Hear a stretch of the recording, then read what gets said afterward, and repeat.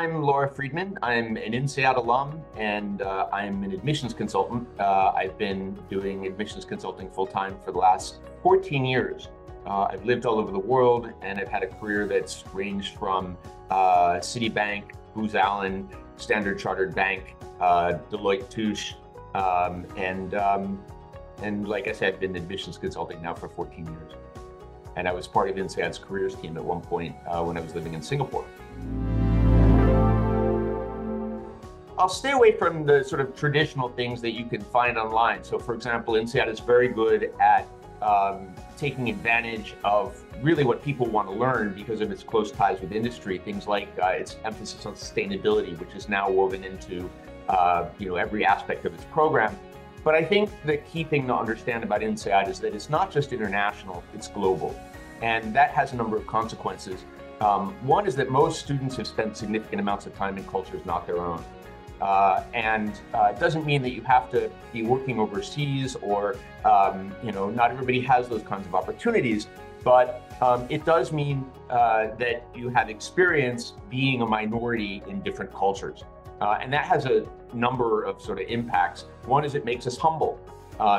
INSEADers understand that you're never going to be the smartest person in the room if everybody in the room is speaking Vietnamese. Another thing is that INSEADers are accustomed to being outsiders. We're kind of used to landing in an environment where we're the odd person out. When we get to INSEAD, suddenly being an outsider makes us insiders, and that's a very powerful experience. And I think that's part of what makes INSEAD feel so compelling for people who arrive there.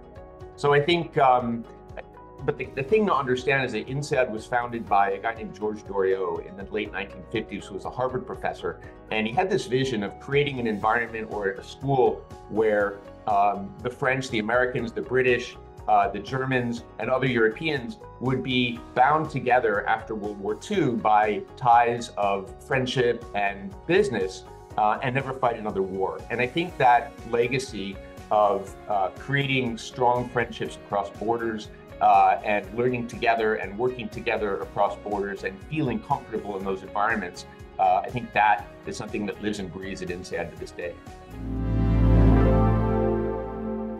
It's funny because in some ways I think I'm kind of a classic INSEAD. I was born in Germany, which was an accident. My father was in the military. I came back to the States when I was 6 months old and grew up in Ithaca, New York.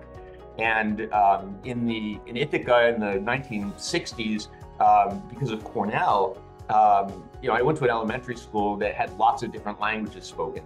And then as I grew up, we eventually lived in Chicago. When I went to boarding school, I wrote my essay on my French teacher, who was an Italian teaching French in America. And I thought that was just the coolest thing. And I ended up taking my senior year abroad and then staying. And so doing a master's in France. And I couldn't stay in France because I couldn't get a work permit. And so I went back to New York. And I was like, I never want to not be able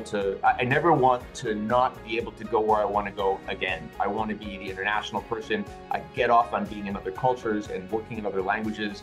I just found that incredibly exciting. And so INSEAD came on my radar. It was actually a friend of my dad's who was a professor at Cornell that introduced me. And when I was and it was someone else, a French teacher, that said, if you're going to be abroad in France, hop on a train, go check out this school. You're too young, but get it on your radar. And so I took a train, went to Fontainebleau. I went to the dining room, actually, just kind of crashed in through the front door. Went to the dining room, got a tray, sat down with a group of students and introduced myself. And it was like the UN. And I was just blown away and this is the place for me. I just kind of knew that immediately at the age of 20. And so spent the next 8 years focused on, organizing my career in a way that it would help me get into INSEAD. I got turned down the first time I applied, actually. I was 26 years old. Spoke fluent unaccented French, was learning Spanish in New York, had top degrees from an American Ivy League school. I finished in 3 years instead of 4, working my way as a financially independent student, had a 750 GMAT. I was on the board of Junior Achievement and had been teaching in inner city schools for several years. I thought it was a shoo-in, and I applied and got turned down and was kind of blown away. And so I hopped on a plane to meet with the admissions director. and was like, what on earth do you people want? And they said, you want to be a consultant in Europe? Go be a consultant in Europe, then come back and see us. I was like, well, how am I supposed to do that? That seems impossible. Figure it out. So I went back to New York and then moved inside of Citibank into a business planning and analysis area, then transitioned into a strategy area. My boss was ex-McKinsey, his boss was ex-Booz. So they introduced me to the Booz office in Paris, and when I went to interview, it turned out half the office under the age of 30 had slept on my living room floor in New York. And so they were like, sure, come join us. And I ended up being the first American hired in that office. They moved me to France, I reapplied, and they're like, good for you, you're in. I get people all the time that tell me, there's nothing interesting about my story, right? I'm a Chinese immigrant to Australia who moved with my lower middle income parents. I had to work my way in a steel mill from the age of 6. And you're just going, what kind of story is this? So most people, are looking, basically when you're climbing up a mountain, you're always looking up, you're never looking back down. So I think a lot of people who apply don't realize just how interesting their stories really are because they don't always have the perspective to be able to stand outside and see it through someone else's eyes. So one of the things that makes INSEAD distinctive is that people who seem to come from these sort of normal backgrounds in their own environments are, just completely outrageous compared with their peers. And so everybody is really different and has their own interesting stories. As far as what INSEAD is looking for, you can find stuff on their website, ability to contribute, academic capacity, international motivation, and leadership potential are kind of the core elements that they outline. But I think a couple of things that I see that aren't necessarily obvious. One is very strong soft skills. And, INSEADers have a very high degree of self-awareness. They're able to see that in your stories. Can you string the pieces together and help us understand kind of who you are in your narrative? Very strong adaptability, very high degree of maturity.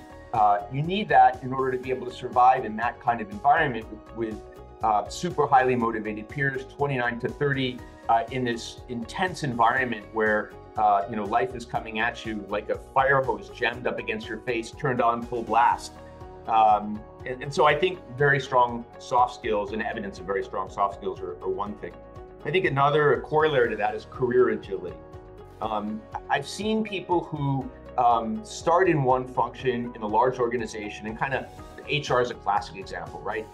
It's not the high prestige area. It tends to be sort of an internal facing role. People sort of work their way up in that function, wait for Buggins' turn. Maybe it happens very quickly, but they haven't demonstrated an ability to pivot. So INSEADers, I think the kind of people who are successful are people who are able to kind of define their own learning objectives and pursue them in some way. So you'll see, for example, someone who starts out in management consulting and then goes to join a startup to try their hand at something different. Or someone who works in oil and gas and ends up kind of moving around the world in different projects, and then is able to find their way into consulting, or moves to a different part of the value chain, or changes functions where they're they start out in a traditional engineering role and then begin sort of managing projects, managing budgets, and then beginning to sell that kind of work. So again, people who are able to kind of pivot. I think that's something that I think INSEAD really values. Another thing is driving curiosity. INSEADers tend to be intensely curious about the world around them, about other cultures, about, and I think there's another thing, and that's a propensity to lead. So you'll find INSEADers kind of, I think back to the old Mickey Rooney movies, it's like everybody's dejected and someone says, come on, let's put on a show. And so, the INSEADer tends to be someone who kind of reaches instinctively for those leadership opportunities, not to get into business school, but because they can. So I think those are some of the things that are a bit different from the sort of traditional view of what business schools are looking for. you've got to have something, right? If you, let's say you grew up in, country A, you never learned another language, INSEAD has a 3-language requirement, by the way, right? So if you only speak one language, it's going to be difficult to find your way to 3. But if you've sort of grown up in one culture and never really moved around and never really, been that interested or curious about sort of the global world, you're going to have a tough time. I think in my case, I was a little bit young when I applied. I was 26, coming up on 27. INSEAD, the mean age is 29 to 30. And so, it wasn't that they necessarily wanted me to work in France. I probably hadn't pivoted enough. And so they were kind of saying, if your objective is to go be a consultant in Europe, do what that takes to begin to make that happen. Let's see if you can, figure out kind of what you want to do and go after it in a meaningful way, and end up in different environments doing different things. So if I had moved to investment banking, for example, and then suddenly had a global role based in New York where I'm dealing with clients, in different countries, because I was in a domestic consumer bank, I think that would have been adequate. Because I had already lived in France, because I spoke French and was learning Spanish. So I kind of demonstrated that international orientation or motivation, and would have begun to develop some kind of track record in that space. So it's not like I had to go work in consulting in Europe. I think they wanted to see, can you get to the next step in your career in a way that doesn't really settle? So if I had just sat there and waited for the next promotion without a functional change, then I, probably same profile, probably wouldn't have gotten in.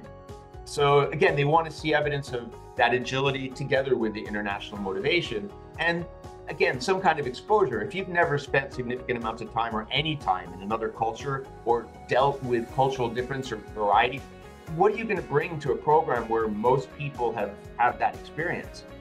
Probably not as much.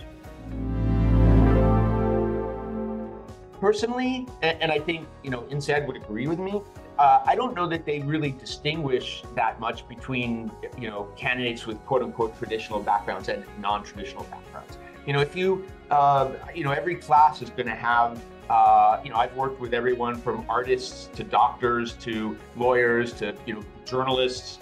So I think if you have think you have a non-traditional background, I think you need to find ways to articulate, even if it's not, INSEAD doesn't have a question that asks you, tell us what your 100 words on your career goals. There's not a lot of space to sort of talk about all the wonderful reasons you want to go to INSEAD.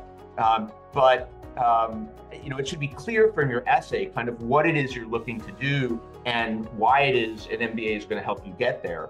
But I think the key challenge is really demonstrating your quant skills. Journalists, lawyers, or diplomats, people without strong quantitative backgrounds tend to struggle. And I used to sort of poo-poo a little bit the GMAT requirement and think, well, it's, what does it mean? You're not going to be able to succeed on our program.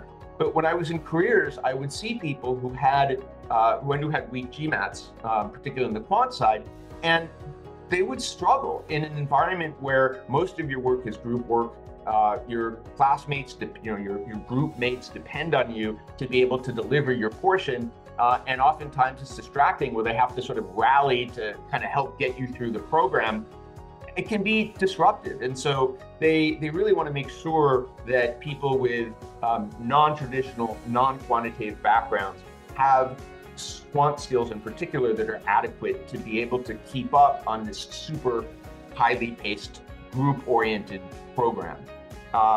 And some ways to do that, obviously, there's the GMAT, and another way is if you have a real tough time cracking the GMAT, take an MBA math course that's graded, whatever you can do to kind of demonstrate that you achieved some. That said, at the end of the day, if your GMAT quant falls significantly below the level they're looking for, it's like, well, prove to us that you can keep up on the program by showing us a better score. Some people just can't crack it, and that is what it is. So I think, again, non-traditional backgrounds are absolutely welcome. And I don't even think, in my mind, as they say in French, la question se pose pas. The question doesn't really impose itself. There are all kinds of people with all kinds of backgrounds at INSEAD. I do see people with decent or good GREs, right, but not stellar GREs struggle. I think the GMAT is the best predictor of how you're liable to perform or how you're likely to perform at a top business school. Schools will say, yes, we take the GRE. My understanding is it doesn't factor into the school's mean. Fair enough. But I would say, take the GMAT, right? So schools expect a higher score in the GRE than on the GMAT. So in the GMAT, INSEAD likes to see the traditional GMAT at least a 70th percentile in each your quant and verbal, and IR is 6 or above. If you start falling much below the 70th percentile, they're going to begin to question your ability to keep up, on a program, super intensive program, vis-a-vis your higher scoring peers. On the GMAT Focus, the GMAT Focus is still fairly new. I think my understanding is INSEAD wants to see a 66 percentile on your quant and your data insight, and a 60th percentile on your verbal. But again, the GMAT is one factor among many. I think INSEAD is less impressed by high GMATs than they are put off by low GMATs. So I've seen people turn down with 780 GMATs. And you're like, what? How can I get turned down with a 780 GMAT? That's a very profile-driven institution. If you haven't demonstrated, things like career agility or, international motivation or these other aspects, it doesn't matter how smart you are, you're just not going to fit into that environment. As far as the GMAT Focus, though, I think the data is still new. Schools are still trying to calibrate. It'll take some time, but GMAT is kind of a pain. It is what it is. You just have to, study hard, do the best you can, cross your fingers. I think there are a couple things. And I think this applies not just to INSEAD, but to everyone. Although I'd argue that INSEAD's application probably is a bit unusual, right? It demands a lot of self-insight, a lot more than, and I'm not going to compare to specific schools, but some schools will ask you, what do you want to do post-MBA, and how is our school going to help you get there, right? INSEAD doesn't really ask that kind of question. It has 100 words to sort of figure out what you want to do, and I think they recognize that people are going to get there and then change their minds or figure out something else, but because they've demonstrated an ability to pivot and be agile in their careers, they're okay with that. But I think the kind of mistakes people make, there are a couple of things. I think one is telling them what you think they want to hear rather than understanding your story and telling it authentically. And I see that, all the time. And one of the things that I do in my own practice is really mercilessly call out people when they're kind of, making up stories or telling things that they think sound good. And I turn away, sometimes when in that first meeting with applicants, I'll say, so tell me your story. And they'll tell me that they want to go into their family business or whatever the case may be. But then they'll say, do you want to know the real story? And it's like, well, yes.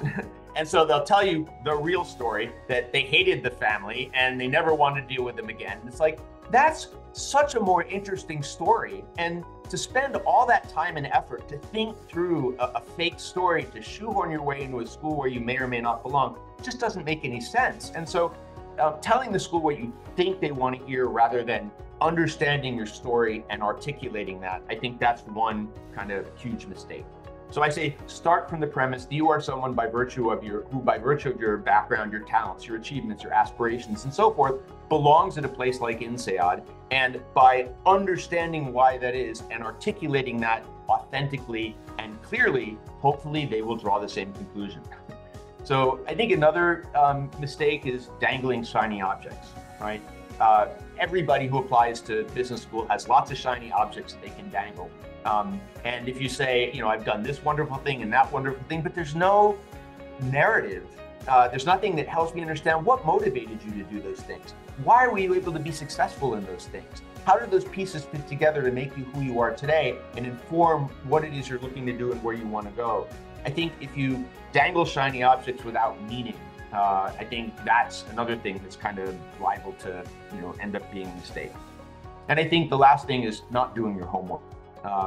There are lots of opportunities to connect with INSEAD, whether it's reaching out to alumni, attending information sessions. You don't have to go visit campus, but there's no excuse not to attend an information session. And oftentimes INSEAD will reach back out and say, would you like to do a one-on-one?